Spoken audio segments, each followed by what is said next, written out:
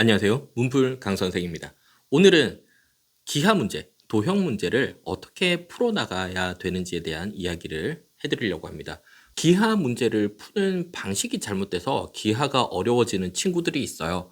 그래서 어떻게 접근을 해야 되고 풀이 과정을 어떻게 기술해야 되고 이런 것들, 사실은 대수 파트, 방정식이나 함수 같은 부분과는 다르게 기하는 문제 풀이를 시작하는 부분과 발전시켜 나가는 부분에 차이가 조금 있습니다. 대수는 대부분 어떻게 풀어도 상관없고 답지와 실제 풀이가 유사한 경우가 많습니다. 그래서 답지를 참고해서 풀어나가도 큰 문제가 없는데 기하나 도형, 도형 같은 경우에는 문제가 되는 부분이 조금 있어서 그걸 한번 짚어드리려고 합니다. 자, 먼저 문제부터 한번 살펴보면은 중학교 2학년 교과에 나오는 문제예요. 이 문제를 풀자는 게 아니라 뭐 풀이 과정을 보여드리긴 하겠지만 어떤 식으로 접근을 해야 되는지에 대한 이야기를 해드리도록 하겠습니다.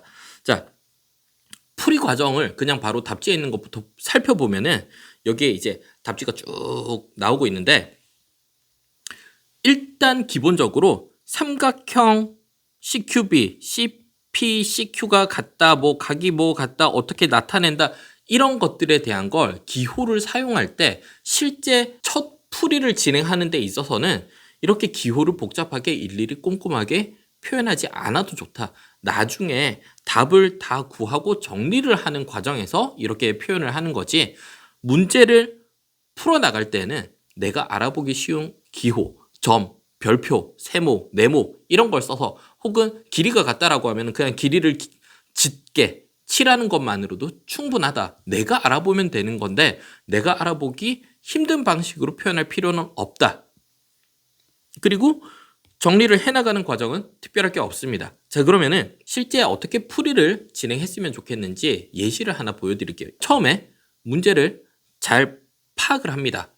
섣불리 풀이를 빨리 진행하려고 하지 않고 천천히 정리하고 조건을 확인하는 게 첫 단계예요. 문제를 잘 읽어야 됩니다. 자, 길이가 같은 이등변 삼각형 ABC가 나왔고 각의 이등분선이 또 나왔고 연장선이 나왔어요. 그리고 또 길이가 같은 곳에 어떤 점을 잡고 요 조건을 하나 주고 각을 구하라. 사실 조건이 굉장히 많이 등장한 거예요. 굉장히 심플한 문제가 아닌 경우에 이 문제 같은 경우에는 조건이 복잡하죠. 이럴 때는 직접 그림을 그려보는 게 좋습니다. 그림을 하나씩 그려가면서 조건을 따라가야 돼요. 문제를 다 읽고 그림을 보면은 이게 순서가 뒤죽박죽이 되면서 내가 어떻게 써야 될지 감을 못 잡는 경우가 굉장히 많아요. 그림을 꼭 손으로 직접 그려라. 처음에 뭐부터 그려야 되냐면은 AB와 AC가 같은 이등변 삼각형을 먼저 그립니다. 이등변 삼각형을 그렸으면은 얘가 이등변 삼각형이다라는 거를 표시를 해주면은 좋죠. 내가 이 길이가 같다. 혹은 이등변 삼각형을 그린 다음에 각이 같을 거다. 문제를 보통은 한번 쭉 읽고 그림을 그리기 시작하면은 뭘 표현해야 될지는 알 거예요. 지금은 각도에 대한 이야기니까 길이가 같다 보다는 각도가 같다라는 걸 표현을 해주면 좋겠죠. 자, 그러면은 각도가 같아. 그 다음에는 각의 이등분선이 나왔네. 아, 각의 이등분선. 각을 이등분했더니 이 길이도 같아요. AP, BP, PA, PB 길이도 같아요. 마지막에 저 뒤에 나온 조건이지만 각을 이등분 했더니 그러면 여기가 점 2개면은 여기도 점 2개일 텐데 각이 같네? 그럼 여기도 점 하나로 이렇게 되겠네? 아, 그럼 점 하나가 각도가 얼마쯤 되겠네? 그리고는 연장선을 쭉 긋고 길이가 같아지는 요 길이랑 길이가 같아지는 즈음에 요렇게 Q를 내가 구하고자 하는 거니까 그냥 X로 두는 거죠. 이렇게 X로 표시를 했을 때 아, 여기도 X고 요거 2개 더하면은 여기에 2X가 점 2개랑 같구나. 그러면은 각도가 얼마가 되겠다. 이렇게 전략을 세우고 계산만 하면 되는 거죠. 자, 문제를 풀 때 뭐 각 P, A, B랑 각 PBA가 같고 이런 거 적지 않아도 좋다. 이거는 나중에 내가 전략 다 세우고 생각을 모두 다 진행한 다음에 답까지 나오고 차근차근 서술하는 과정에서 적는 게 좋고, 저는 개인적으로는 서술형 대비를 하는 게 아니면 이런 것도 필요 없다. 제가 만약에 학생이면 어떻게 풀 것 같냐면은, 길이가 같아. 각을 2등분했고 여기도 2개겠네.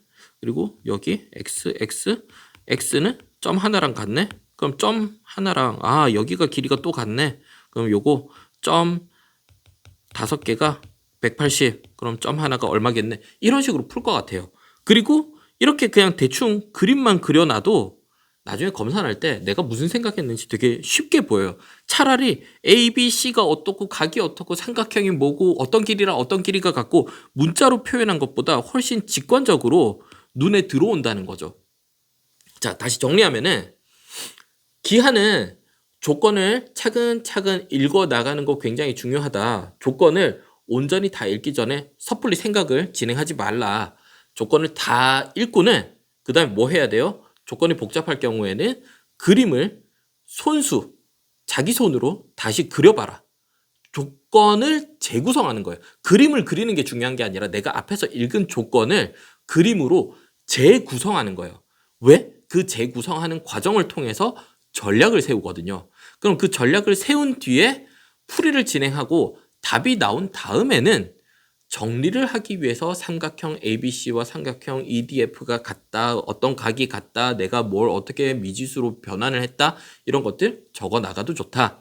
근데 처음부터 풀이를 이런 식으로 푸는 거는 사실 크게 좋지 않다. 내가 검사할 때 눈에 잘 들어오지도 않고요. 빨리빨리 직관적으로 떠오르지도 않아요. 그래서 이 방식은 좋은 방식이 아니라고 생각합니다. 그래서 수는 어떻게든 그냥 뭘 구하라, 어떤 식과 어떤 조건을 써서 뭘 구하라, 이게 되게 쉽게 직관적으로 파악이 돼요. 글로 적혀 있으나 풀이 과정을 답지에 있는 것과 비슷하게 적어 나가도 어차피 비슷할 수밖에 없고, 근데 기하 같은 경우에는 그 문제집을 푸는 사람이 알아보기 좋게끔 이렇게 적혀 있는 거지, 이게 정석이고 풀이를 이렇게 진행해야 된다라는 이야기는 아니에요. 풀이 진행은 내가 알아보기 쉽고 편하게 확인이 되고, 더 중요한 거는 생각을 발전시켜 나가기 유리한 형태로 적어 나가는 게 더 중요한 겁니다. 그래서 기하, 도형 문제를 풀 때는 내가 알아보기 쉬운 형태로 정리하는 거, 표현하는 거 굉장히 중요하다. 그리고 조건을 꼼꼼하게 읽고 읽은 조건을 그림을 직접 그리면서 재구성을 하고, 그리고 풀이를 진행하고 확인하고, 이 방식으로 기하 문제는 풀어주셨으면 좋겠습니다. 자, 오늘은 여기까지 이야기하도록 하겠습니다. 감사합니다.